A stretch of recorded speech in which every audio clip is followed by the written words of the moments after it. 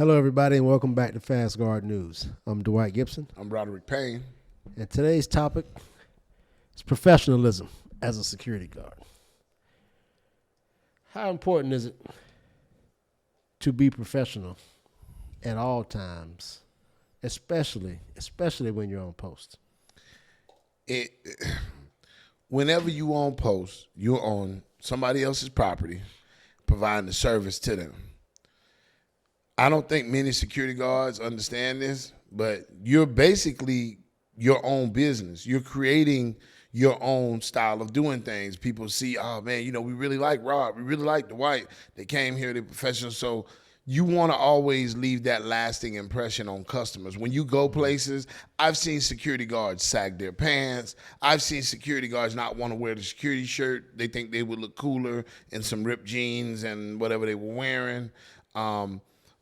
Not wearing all black shoes, like orange Jordans, a bunch of jewelry on. Like, we're on a show.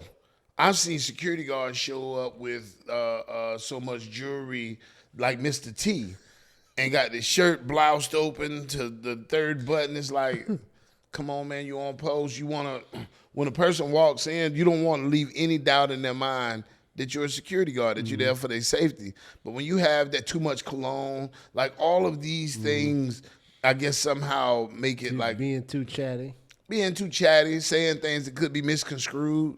I'd seen that Jason Derulo, the singer, he said he will never work with a female alone because he got somebody brought up a charge of essay against him, and it cost him millions of dollars in advertisement, and they come to find out he didn't even do it.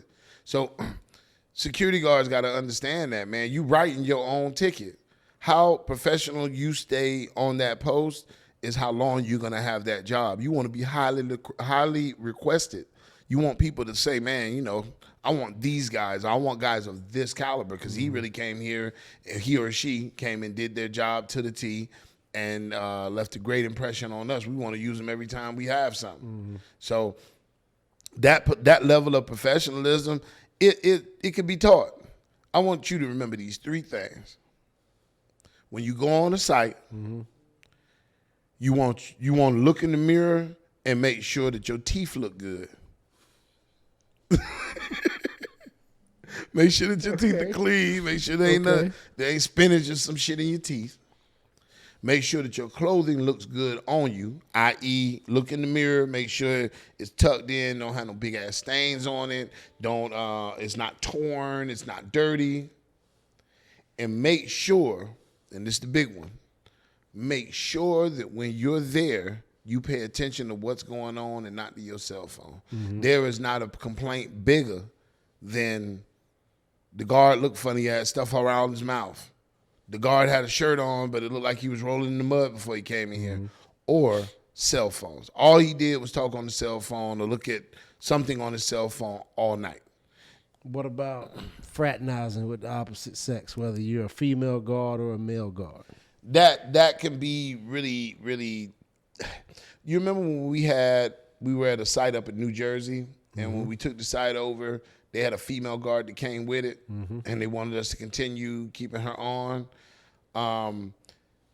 That sometimes can be because females also do quite a bit of fraternizing, female security guards, just like female law enforcement officers.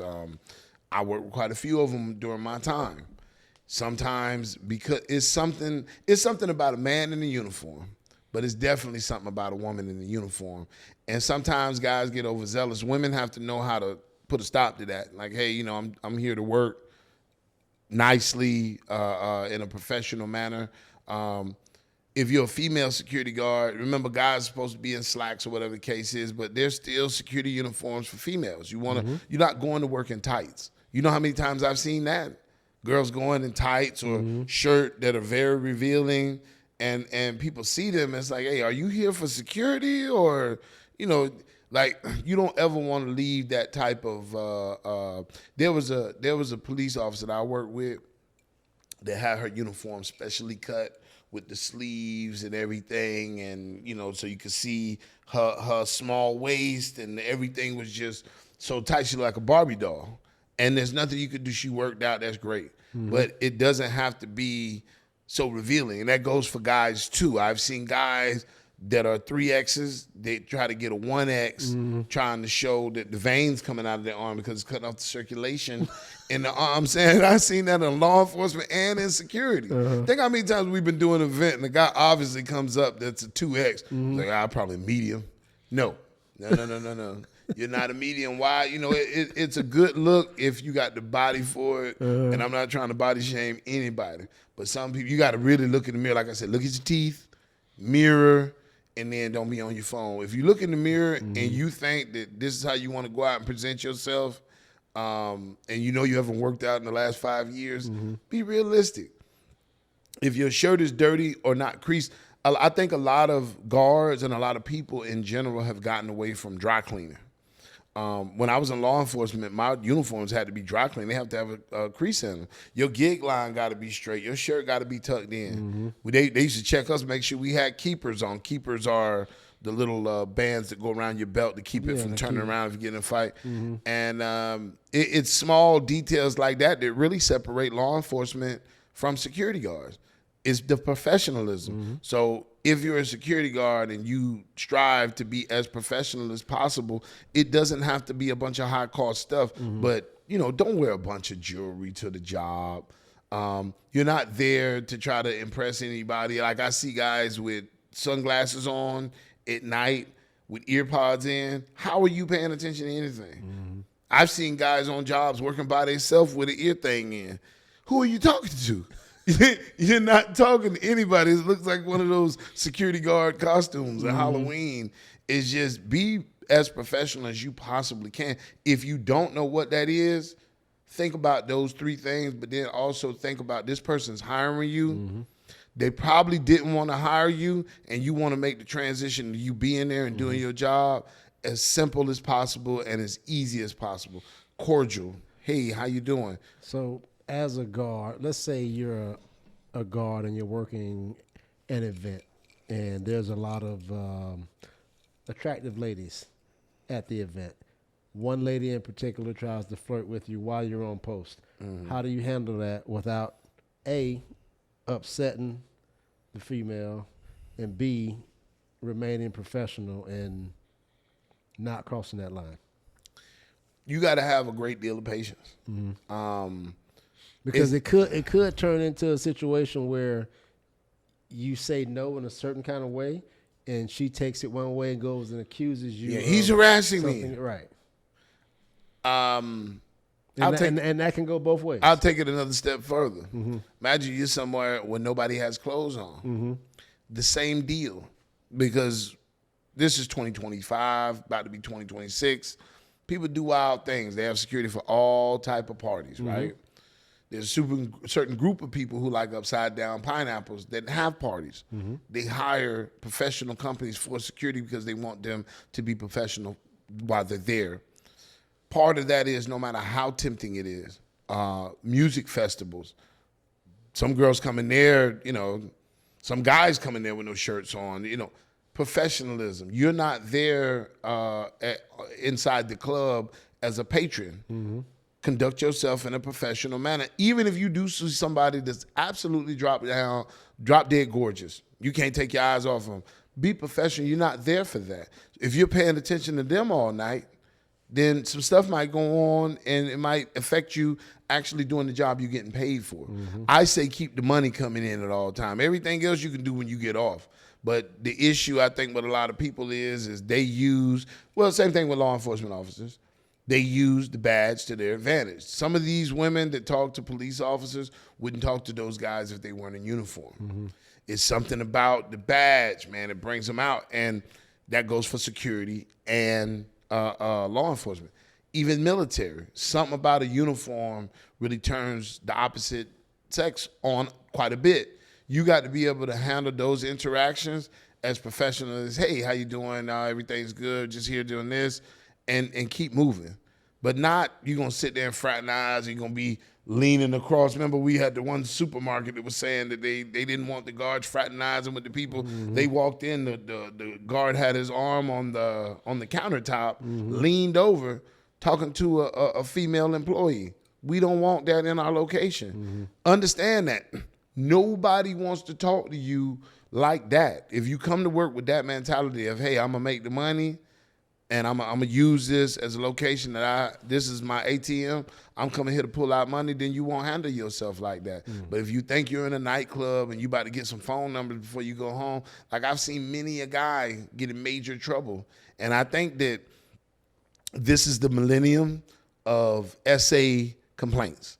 And so the last thing you want to do is be in uniform with a bunch of baby oil on, with a firearm on, and trying to talk to females, and then they take it the wrong way.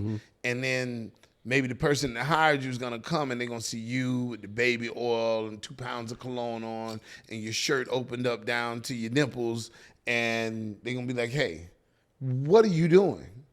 It looks unprofessional. You are unprofessional. Leave. And you're lucky if you don't get the police called on you and trespass. I've seen so many people mess up good jobs, mess up security guard jobs. I was working in a hotel at one point, and there was a guy, some girl, pretty hot, pretty drunk, and talked to him and talked to him and talked to him. And then at the end of the night, we all laughed because we seen him going upstairs with the young lady in the hotel. And I knew it was a bad idea when it happened. And the next day, all of us got called into the office asking questions because now this young lady said that she was SA'd. Ooh. And it's not only him, it's the hotel and the manager, and everybody gets sucked into this garbage. And it's all his fault. Control yourself. And this guy was married and took the chance, took the leap of faith, because 9 times out of 10, that girl wouldn't have talked to him outside of that setting of him working at the hotel. He wouldn't have got any play whatsoever. And so you got to stop using the uniform or using your post as an advantage to talk to the opposite sex, whether you're male or female. This is not a breeding ground. This is your job. Pay attention. Stay vigilant. Do not sit on your cell phone all day. Like we're a technology-based company. We use check-ins and everything on the cell phone. It is what it is. Check it, put it in, go. Every 15 minutes or whatever the cadence is, enter it in, but don't sit there and scroll on your phone or do this and that. Or if you need to do something on your phone, like write an incident report, hey, could you give me 1 second? I have to send this incident report into HQ. Take your time, send it in, and move. People enjoy dealing with professionals. Nobody wants to be told, man, all the security guard is doing all night, he's on the phone, or he's talking to my wife all night. Sleeping. Yeah, he's sleeping, doing anything other than the job that he or she was put there to do, not being a professional.